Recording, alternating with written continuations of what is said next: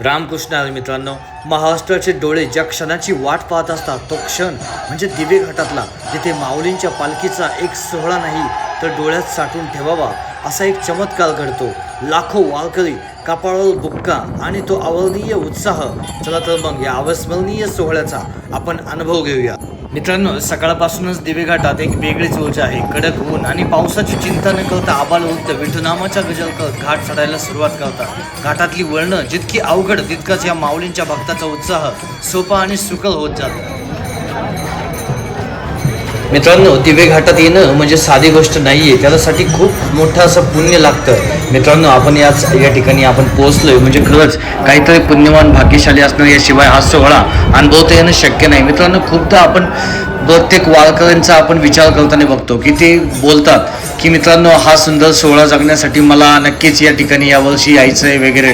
परंतु खूप सारी कारणं ही माऊली एकमेकांना देताना दिसतात. परंतु ज्यांच्या आयुष्यामध्ये तो सोहळा सुखक्षणांचा, आठवणीचा ज्याला अनुभवायचा असतो ना, तो मात्र या दिव्य सोहळ्याला नक्कीच हजेर लावतो. तर मित्रांनो, आजचा हा सुंदर सोहळा दिवे घाटामध्ये होतोय. आपण बघू शकता खूप मोठी अशी ही चढण असताना सुद्धा वेगवेगळ्या रूपांमध्ये माऊलींचं या ठिकाणी दर्शन होताना दिसतंय आणि हा सुख सोहळा नक्कीच आपल्या नयनांनी अनुभवण्यासारखा आहे. दिवे घाटाची इतकी मोठी अशी चढण असताना देखील ज्यावेळेस नाद भगवंती केली जाते, माऊलींचा गजर होतो, त्यावेळी कुठेतरी ही भक्ती माणसाला ऊर्जा देत असते पुढे चालण्याची, जिद्दीने पुढे चालण्याची.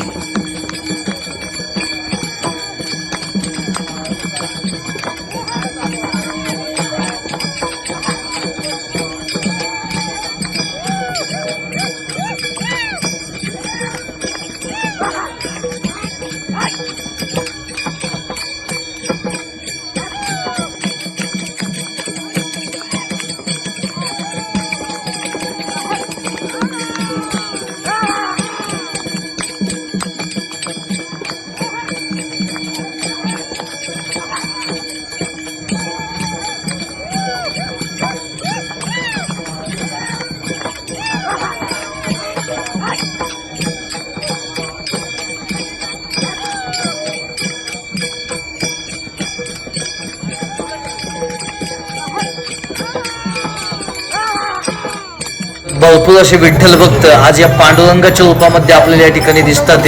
तर मित्रांनो, म्हणजे ही खरी अनुभूती या दिवे घाटामध्ये प्रत्येक वारकरी अनुभवत होते. लहान असं लेकरू विठ्ठलाच्या रूपामध्ये आज या ठिकाणी दिवे घाटावरती मस्त असा आस्वाद घेताना दिसतंय. या ठिकाणी छत्रपतींची शिवाजी महाराजांचा तो झेंडा आपली भगवी स्वराज्याची निशाणी या ठिकाणी टिकवून ठेवतोय.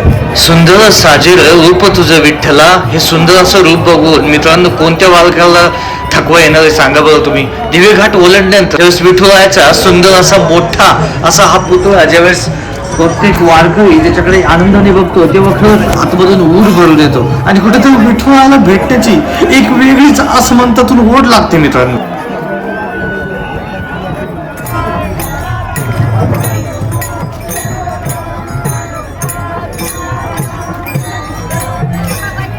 आणि यंदाच्या वर्षी जर पाहिलं ना, सूर्यदेवानी आपल्या पांडुरंगाच्या या स्वागतासाठी दिवे घाटामध्ये एक वेगळंच वलय तयार केलंय मित्रांनो.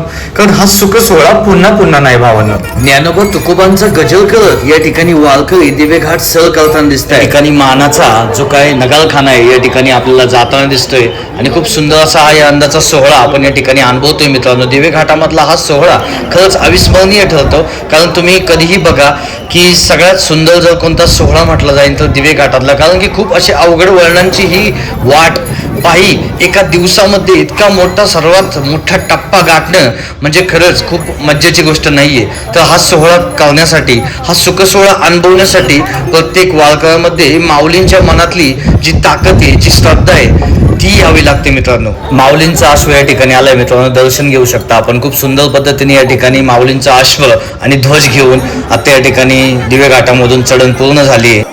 लाखोंच्या जनसमुदायासोबत या ठिकाणी माऊलींची असलेली जबरदस्त अशी श्रद्धा या ठिकाणी प्रत्येक वारकऱ्याच्या मनामध्ये आणि प्रत्येक मनामाग बसलेले विठुराय या ठिकाणी आपल्याला या संस्कृतीच्या सोहळ्यामध्ये दिवे घाटामध्ये अनुभवता येतात. कारण हा सुख सोहळा मित्रांनो आपल्या फक्त संस्कृतीचा नाही, धर्माचा नाही, एकनिष्ठेचा नाही, तर हा सोहळा आहे आपल्याला नवीन अनुभूती देण्याचा, काहीतरी नव्याने नवीन घडवण्याचा. किती मोठा हा घाट आणि त्यासोबत किती मोठी ही माऊलींची भक्ती. मित्रांनो, जितकं बघाल तिकडे या ठिकाणी माऊलीचे वारकरी या ठिकाणी पाहायला मिळतात ते. कारण की हा आषाढी वारीचा सोहळा मित्रांनो वर्षातून एकदा येणारा हा सुंदर सोहळा आयुष्यामधला एक परिवर्तन घडवणारा सोहळा असतो मित्रांनो. जो जो या वारीमध्ये जातो त्याला विचारा की काय हा सुख सोहळा असतो मित्रांनो. ज्या क्षणाची प्रत्येक माऊली वाट पाहत असतो तो माऊली माऊलीच्या जयघोषात ज्ञानेश्वर माऊलींच्या दिव्य घाटाच्या वळणावर आलाय मित्रांनो. हा नजारा बघून अंगाला काटा आल्याशिवाय राहणार नाही. हजारो हात रथाला स्पर्श करण्यासाठी आणि माऊलींचे दर्शन घेण्यासाठी पुढे सरसावतात ते. कारण की हा सुंदर सोहळा वर्दी नाही मित्रांनो, सुख सोहळ्याची साक्षी व्हा मित्रांनो या ठिकाणी.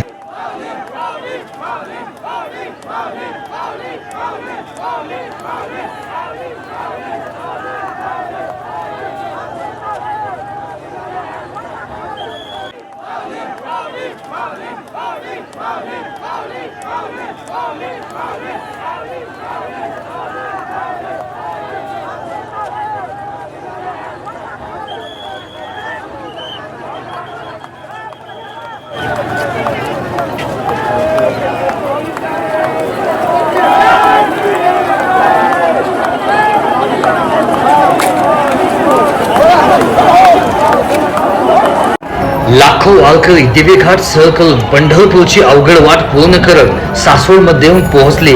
आज दिवसभर माऊलींची पालखी सोपन काकांच्या सासवडमध्येच असणार आहे. सासवडकरांचा पाहुणचार घेऊन उद्या माऊली जेजुरीकडे प्रस्थान करतील. मित्रांनो, आजचा हा मुक्काम सासवड या ठिकाणी दुसरा मुक्काम असणार आहे. कारण की एवढा मोठा पल्ला गाठल्यानंतर थोडा विसावा हा मोठा हवा असतो. मित्रांनो, या ठिकाणी माऊलींचं खूप सुंदर पद्धतीने स्वागत होतंय.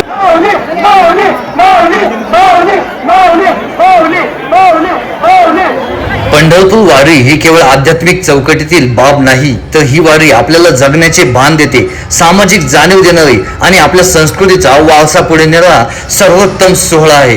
हा फक्त प्रवास नाही, तर आयुष्याला खूप चांगली शिकवणूक देऊन आपल्या ध्येयांना प्रगल्भतेला नेऊन पोहोचवणारा पल्ला आहे. म्हणूनच तुकोबाराय म्हणतात, विठ्ठल आमचे जीवन आगमनिगमाचे स्थान.